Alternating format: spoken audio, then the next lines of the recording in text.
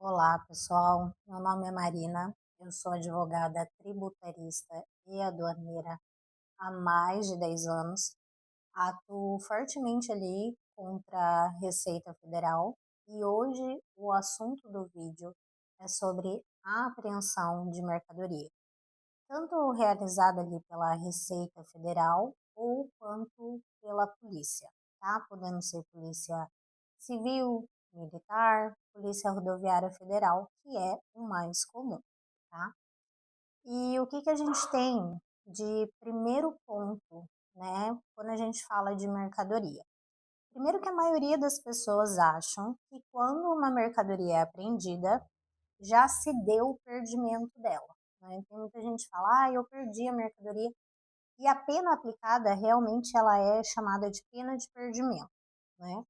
Mas tem todo um processo para isso, né, que tem que ser conduzido ali conforme a legislação.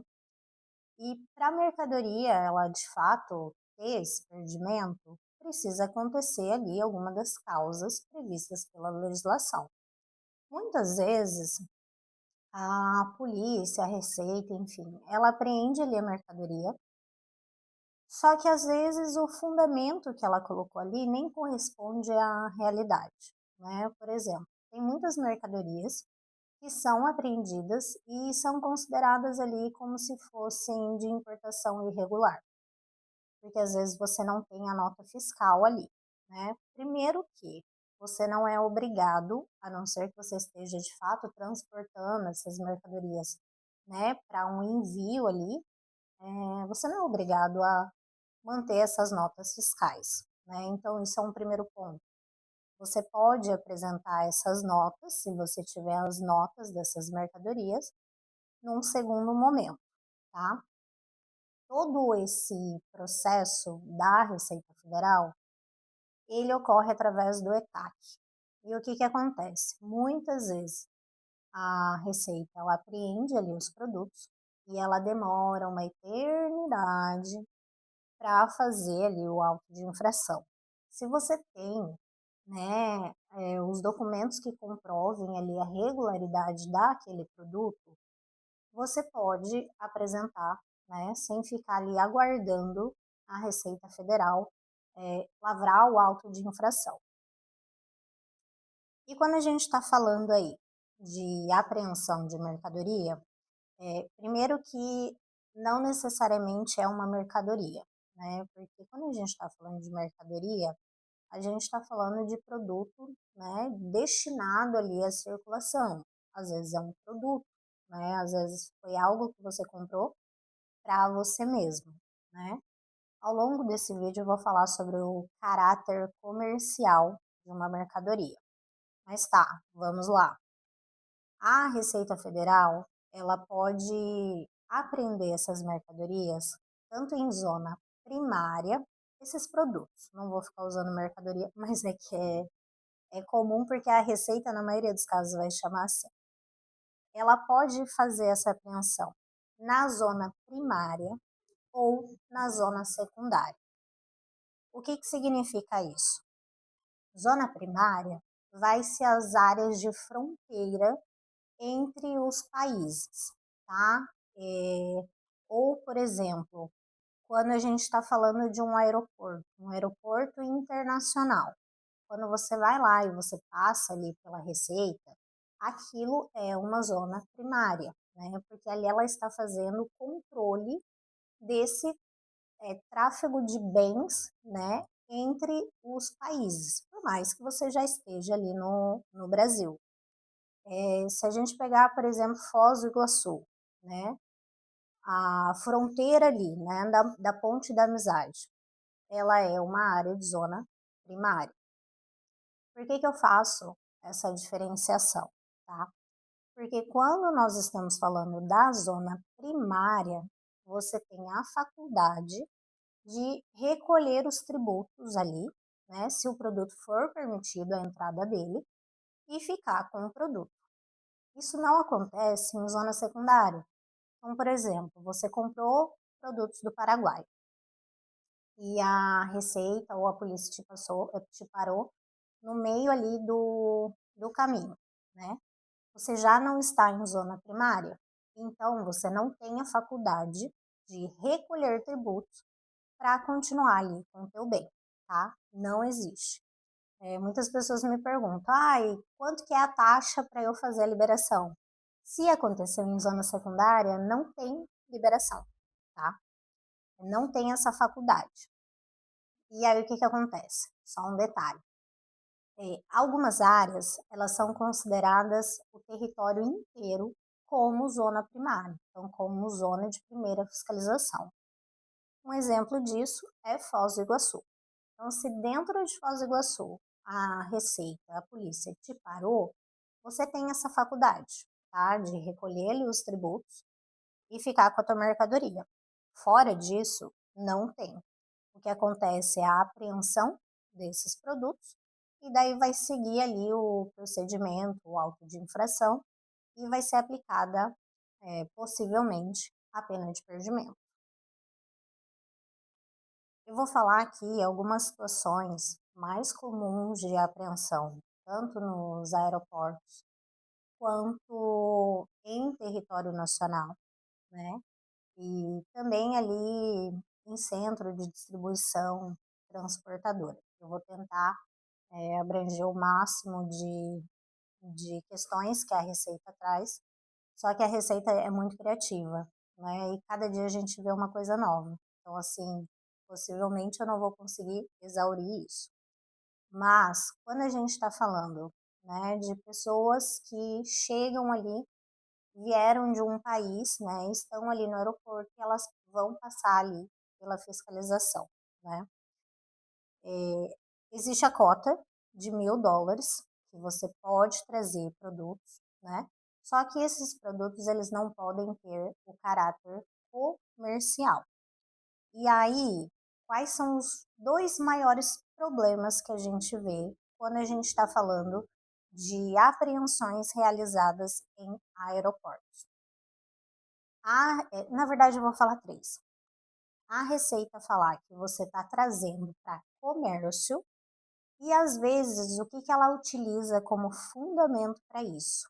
Se você é a pessoa que está trazendo e você tem um CNPJ de venda de um produto, ela vai cruzar isso no sistema dela e ela pode falar que você está trazendo aquilo para vender, tá? O outro problema que a gente vê é quando a pessoa não tem os comprovantes ali do valor que ela pagou, né? Porque às vezes você vai comprando, você não lembra de trazer as notinhas ali, e aí chega e ela fala que não é aquele valor e que você ultrapassou a cota de US$ 1.000. Do que passou a cota de US$ 1.000, ela vai te dar a opção de você pagar aquele tributo. Se você não tiver como comprovar que não foi aquele valor, dificilmente você vai conseguir liberar sem fazer esse pagamento, a não ser ali com uma defesa bem fundamentada nesse sentido, tá? E o outro exemplo é quando a pessoa ela viaja muito, tá? Muitas vezes para o mesmo país e ela vai e volta, né, de um país para o outro num prazo inferior a 30 dias. Por quê? Porque essa cota, né, tanto a cota terrestre, que é de US$ 500, quanto a cota aérea, que é de US$ 1.000, você pode utilizar ela dentro do prazo de 30 dias. Só que o que a Receita faz? Às vezes, você não foi parado no mês anterior, né, da outra vez que você fez. E aí você é parado dessa vez, eles olham lá esse prazo e eles tendem a parar às vezes essas pessoas, porque vê ali que tem muita viagem, e aí eles falam que você utilizou mais de uma vez a cota no prazo de 30 dias. Só que não tem nenhuma comprovação, não teve termo de retenção, não teve nada, não teve uma declaração que você fez ali falando que você utilizou a cota. Isso é uma presunção, né? Então, tem várias situações que, dependendo do que a Receita ela utilizar como critério, né, para fazer essa apreensão, pode ser que você tenha direito a liberar os teus produtos, tá? No aeroporto, eu acho que essas são as causas mais comuns. Ainda tem, né, os itens isentos, por exemplo, livros, né? E uma pessoa que de repente viaja com muitos livros, pode ser que a Receita questione. Ah, é sério que a Receita vai implicar com isso? Às vezes sim. Às vezes não, às vezes ela não implica com coisa muito mais grave e às vezes ela implica com coisa simples, tá? Mas eu vejo, né, que principalmente essa questão da pessoa ter ali um CNPJ de venda, isso não pode ser usado como uma presunção, falando que você está trazendo aquilo, né, para vender. É uma presunção. Mas muitas vezes, né, ela aplica ali a cobrança do tributo, ela fala que muitas vezes você não tem a cota, né? Por quê? Porque essa cota é para produtos para você e não para venda. Se ela considerar que os produtos são destinados à venda, ela retira a cota, tá? Ela retira esses itens da cota. E é muito importante também ver na legislação a quantidade dos produtos que você pode trazer que não implicam automaticamente daquele item ser considerado comércio, né? Então, por exemplo, você vai trazer 10 unidades de um produto ali pequeno. Pode ser que a Receita olhe aquilo e fale, isso aqui é destinado para venda, tá? Então, sempre deem uma olhada ali. Eu vou colocar aqui na descrição do vídeo, né? Para ficar mais fácil para vocês verem. Outra coisa muito importante que eu acabei de lembrar, nem tá aqui no que eu coloquei, se você viaja, de repente, até viagem que você vai para se divertir mesmo. Se você está transportando dinheiro, declara esse valor. Esse valor não vai sofrer uma tributação, tá? Mas, se você não fizer essa declaração e a obrigatoriedade é acima de 10.000 dólares, e na dúvida agora se são dólares ou reais, mas se eu não me engano são 10 dólares, se eu tiver errado eu vou colocar aqui na descrição do vídeo também. Você tem que informar, porque senão você perde o seu dinheiro. É um absurdo, é um absurdo. Mas é a legislação e a gente tem que cumprir, né? E às vezes você deixou de fazer uma declaração ali para a Receita e vai sofrer essa penalidade. Não percam dinheiro de vocês à toa, que é tão sofrido para conseguir, ok? Agora falando ali de produtos que as pessoas buscam do Paraguai, tá? Primeiro que a cota, né, a cota de 500 dólares, ela é individual para cada pessoa. Então, se você tem várias pessoas ali no veículo, vai somar, mas cada pessoa tem que falar ali o que é teu, tá? Além dessa cota de 500 dólares, tem a questão da quantidade. Então, tem itens ali que tem a quantidade de produtos que você pode comprar, né? Por exemplo, a bebida, e tem que seguir esses dois critérios, tá? Se você esconder um produto dentro do carro e a Receita achar, não faça isso, tá? Por quê? Porque você vai perder o seu produto, porque vai dar ocultação, tá? E além de você perder o produto, provavelmente você vai perder o veículo também. Eu vou fazer um vídeo separado para falar sobre a pena de perdimento do veículo, porque tem muitos casos que é possível fazer a liberação e tem muita gente que não sabe disso, tá? Mas aqui vamos até aos produtos, às mercadorias, porque já é muita informação. Então, a Receita te parou.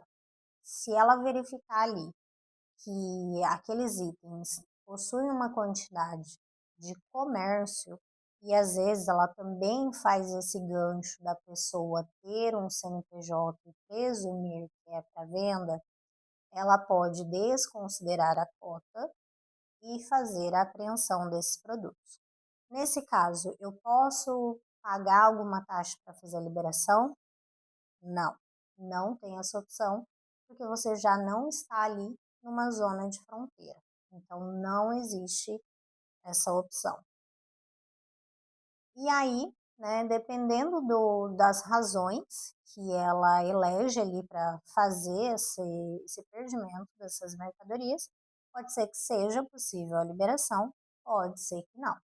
Aí uma pergunta que algumas pessoas me fazem: é possível essa liberação administrativamente, ali com a própria Receita? Olha, é muito mais difícil, tá? São poucos os casos que a gente consegue.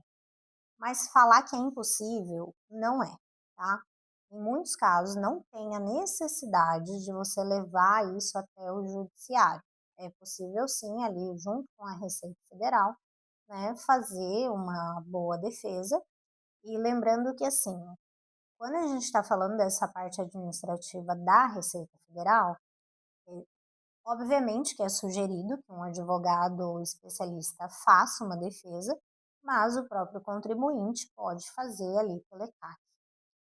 Lembrando que o prazo, né, quando tem ali o auto de infração e tem a comunicação ali para o contribuinte, o prazo é de 20 dias corridos, tá? Perdi esse prazo. O que acontece? Vai dar o decurso do prazo ali no sistema e a Receita vai dar o perdimento da mercadoria. O que acontece daí com essa mercadoria? É a Receita que fala a destinação dela. Dependendo do produto, vai ter a destruição desse produto e dependendo do que é, né, ela pode fazer o leilão desse produto, tá? Inclusive ali no próprio site da Receita Federal tem ali a opção de participar do leilão, mas o leilão da Receita é uma coisa diferente dos outros leilões, então tem que dar uma boa estudada nesse tema quem quer participar, ok? Eu tô fazendo umas paradinhas só no vídeo, porque eu dou uma olhada aqui, né, no meu script, que eu não sigo, não costumo seguir, mas só para não esquecendo nenhum ponto importante. Vamos falar agora sobre as mercadorias que são trazidas do Paraguai ou São Paulo e que são vendidas pelas plataformas de marketplace, como Mercado Livre, Shopee, Magalu. Eu acho que as principais são essas, mas tem outras. O que acontece? A Receita Federal, ela sabe quais são os produtos que têm mais saída ali do Paraguai. E ela sabe, ela consegue meio que ter um controle de tudo que é importado, né? Então, por exemplo, ela sabe, ela tem no sistema dela o quanto que o Brasil recebe de aspirador robô, por exemplo. E aspirador robô ainda tem só algumas marcas que vendem, enfim. Você precisa de licenciamento para vender, é meio complicado. Então ela sabe que esse produto tende a ser do Paraguai. Quando você vende pelas plataformas de marketplace, você vai fazer ali uma nota fiscal de saída. Só que o que acontece? Você não tem a nota de entrada, porque você comprou do Paraguai. Estou dando como exemplo do que acontece na maioria dos casos. A Receita, ela tem essas informações e ela sabe para onde você mandou o produto.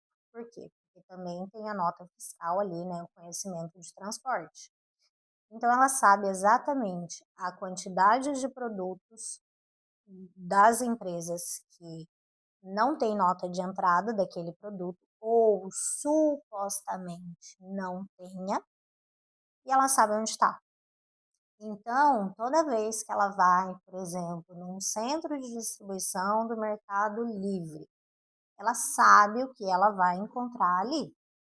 Ela não vai assim, deixa eu ver o que eu vou encontrar. Não, ela sabe. Inclusive, a Receita, ela tem um monitoramento, né,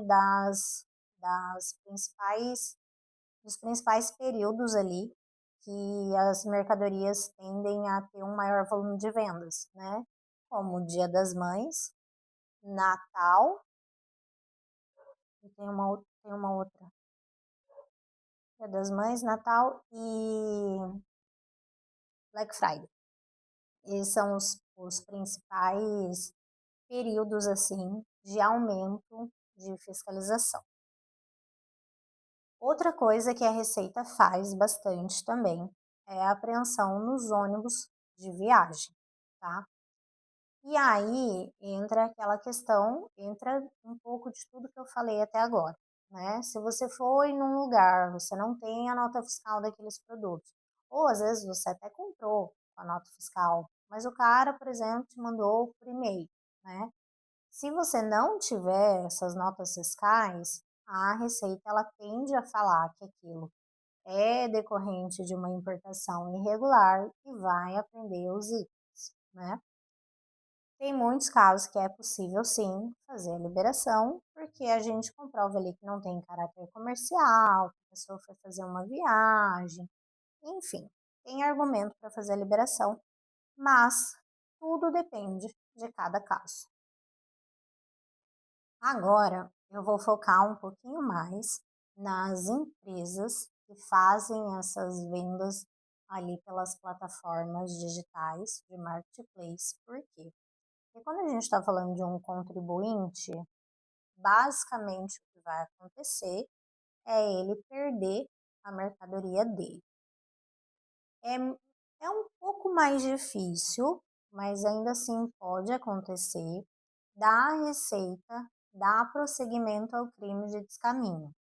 Mas se foi uma vez, duas, que a pessoa perdeu uma mercadoria, pode ser que a Receita não faça esse direcionamento para o Ministério Público, ou quando o Ministério Público receber esse termo de representação fiscal para fins penais, ele falar que que ele não vai dar andamento. Por quê? Porque a gente tem o princípio da insignificância. Então, abaixo de R$ 20.000, o Ministério Público às vezes nem dá prosseguimento nesse crime. Ou pode ser que ele dê, e daí depois tem que ser apresentada a defesa ali nesse sentido. Mas quando a gente está falando, né, de pessoas, é isso que acontece. Agora, quando a gente está falando de um CNPJ, de uma empresa, que vende pelas plataformas, a Receita, ela tem toda a movimentação. Ela tem sua movimentação de nota fiscal de entrada e nota fiscal de saída. Qual que é o primeiro cruzamento que ela faz? Ela vê a quantidade de nota fiscal que você tem de entrada, volume de entrada e volume de saída. Se você tem R$ 100.000 em compras, por exemplo, mas a tua saída é de 2 milhões, tem um descompasso, né? Ninguém tem um lucro tão alto assim, ainda mais no Brasil, né? E o que que ela faz? O que que ela costuma fazer, né? Além das apreensões que ela vai fazer ali, né, nos produtos, ela costuma fazer a exclusão do Simples Nacional e ela costuma oficiar a Receita Estadual. Em alguns momentos, a gente percebe que tem apreensões de mercadoria que ela faz como se fosse um dossiê. Então, ela junta todas essas informações e ela pode suspender o CNPJ da empresa do dia para a noite. Ela não poderia, mas ela faz isso. E ela também oficia a Receita Estadual. A Receita Estadual também, do dia para a noite, o que ela faz? Você tenta emitir uma nota fiscal, você não consegue. O sistema ele está travado. Aí você liga desesperado para o contador, o que eu faço? Não consigo emitir, a venda está feita, você não vai conseguir. Mas tem um princípio que a gente usa, que é o princípio da ampla defesa contraditória. Para a suspensão do CNPJ, ele funciona muito bem. A gente consegue reativar ali o CNPJ da empresa, pelo menos até durar todo o processo administrativo ali de suspensão do CNPJ, que chama, na verdade, inaptidão de CNPJ. E aí a inscrição estadual, obviamente, que vai depender ali do entendimento do tribunal daquele estado, mas tem casos que é possível reativar ali a inscrição estadual, porque muitas vezes a Receita Estadual ela nem iniciou um processo ali de fiscalização, ela simplesmente pega e suspende o CNPJ. Porque tem muita empresa, por exemplo, que é noteira, e quando isso acontece, o que o pessoal faz? Para de mexer com ela e vai mexer com as outras, ou vai criar outra, né? Então isso já barra ali. Só que tem empresas que realmente precisam, né, dessa inscrição estadual, desse CNPJ, e acabam sendo prejudicadas com relação a isso. Com relação à exclusão do Simples Nacional, eh, existem muitas decisões judiciais que reconhecem o quê? Quando se tem ali, né, um processo administrativo, né, que está verificando um crime de descaminho, aquilo ainda muitas vezes não foi finalizado, ou a pessoa, por exemplo, não apresentou defesa. Só que isso não tende a simplesmente caracterizar um crime, né, que é o que daria motivo para a exclusão da empresa do Simples Nacional, tá? Então, por meio de mandado de segurança, é possível também, né, fazer a reinclusão da empresa no Simples Nacional. Isso tem funcionado muito bem, né? O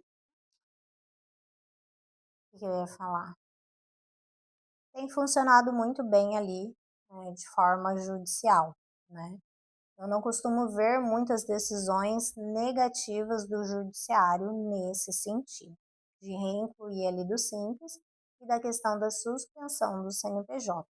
O que é um pouco mais complicado é a questão da inscrição estadual, porque vai depender ali do entendimento de cada estado e da forma como a Receita Estadual fez essa suspensão ou cancelamento da inscrição, tá? Outro ponto também, só para fechar esse vídeo, que eu vejo também que a Receita ela tende a ficar mais em cima dos CNPJs, é quando a pessoa emite nota fiscal de venda, porque a partir de um determinado valor os próprios marketplaces fazem essa exigência e a pessoa não declara nenhum valor ali de receita bruta, ela não recolhe tributo. A Receita tende a ficar mais em cima dessas empresas e fazer ali o lançamento do que deveria ter sido pago, né, do que ela fez de venda. E tem um outro detalhe também que eu ia falar. Ah, tá. Tem muitas empresas que elas têm ali, né, a perda dos produtos. Então, fez defesa ou não fez defesa, teve o perdimento, só que ela incluiu esse valor ali na receita bruta da PGDAS dela. A maioria dessas empresas costumam ser do Simples Nacional, por isso que eu falo PGDAS. Só que, se você teve o perdimento desse produto, você fez uma venda que você sequer recebeu por ela, correto? Então você tem direito à restituição aí do valor que você pagou das mercadorias que você perdeu. De forma bem resumida, eu sei que é muita coisa. A Receita quer aprender todo mundo, a Receita quer. Não posso falar muito, não posso dar minha opinião, posso ser responsabilizada por isso. Mas tem muitos casos que, assim, é possível uma reversão, é possível aí quando eu digo, estou dizendo, né, advogados, enfim, da gente fazer com que a pessoa não tenha que responder pelo crime de descaminho, né? E eu sempre falo que uma defesa bem feita nunca pode ser visto como um modelo, sabe? Ah, esse caso aqui a solução é essa. Não, a gente tem que pegar e tem que analisar absolutamente tudo, desde o começo. E assim, o direito aduaneiro, ele é muito específico. ele tem regramento próprio, ele tem um regulamento só sobre ele. Ele é diferente do tributário. Então, muitas vezes a pessoa tem um conhecimento no tributário, acha que por ser a Receita Federal ali vão ser as mesmas regras, vão ser as mesmas fundamentações, não são assim, né? Às vezes até requerem ali, eu quero pagar o tributo para liberar. Completamente infundado. Então, tem que tomar muito cuidado. Se for fazer uma defesa, faça uma defesa bem feita e, principalmente, muito cuidado com todas as informações que você coloque. Porque, às vezes, você vai falar uma coisa que você acha que vai te favorecer e, na verdade, te prejudica. E foi você que passou aquela informação para a Receita que, às vezes, não tinha necessidade. E um ponto importante também é que tem casos que a pessoa tem a nota fiscal do produto, mas a Receita, ela solicita ali comprovante de pagamento, a forma como foi feito o transporte, e porque o que ela fala às vezes? Que aquele documento ele não é idôneo, né? Aquela nota fiscal de entrada, ela não é idônea. Só que, se na época aquela empresa estava regular, estava emitindo nota fiscal, quem que tem um papel de falar, não, você não é uma empresa de verdade? É da Receita Federal e Receita Estadual, não é do contribuinte. Quando você vai comprar, né, tem como ver ali a situação do CNPJ e a situação da inscrição estadual. Então, é possível fazer uma defesa nesse sentido também, falando que o documento ele é idôneo e requerendo ali a liberação do produto. É isso, pessoal. Se ficar alguma dúvida, me mandem aqui. E se eu lembrar de mais alguma coisa, eu coloco nos comentários. Mas eu acredito que desse assunto, como eu escrevi, eu acho que eu não deixei passar nada. Sim, ó. Falei tudo isso. Falei. Então é isso, pessoal. Próximo vídeo eu vou falar de apreensão de veículos. Veículos sendo carro, sendo ônibus, sendo caminhão, moto, caminhonete, trator, todos. Um beijo, grande abraço.